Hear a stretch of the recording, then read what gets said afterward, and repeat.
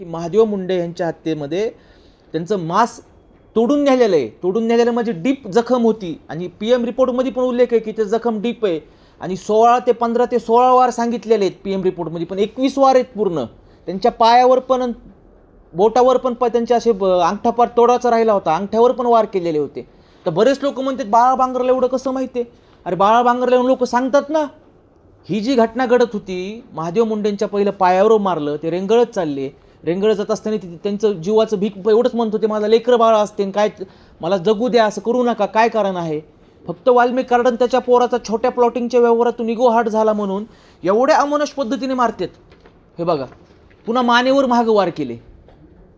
अहो जसं एखादी कोंबडी कापते तशा पद्धतीने नरड गळा चिरलाय सगळ्या बाजूने. हे पहा, मग हे बघा मागच्या बाजूने वार केले, तर हे वार किती कमी छोट्या पद्धतीने छोट्या जखमा झालेल्या आहेत, पण पुढे किती मोठ्या झालेल्या आहेत.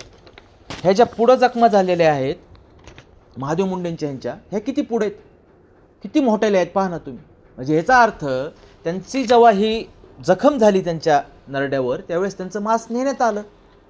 फक्त आमचं मायबाप जनतेला व सरकारला एवढीच हात जोडून विनंती आहे, सगळ्यांनी ह्या लढ्यात पुढे यावे आणि सरकारने महादेव मुंडे यांच्या आरोप्यांना तात्काळ अटक करावं. आज आमची भगिनी ज्ञानेश्वरी मुंडे यांनी आरोप्यांची नावं घेतलेली आहेत.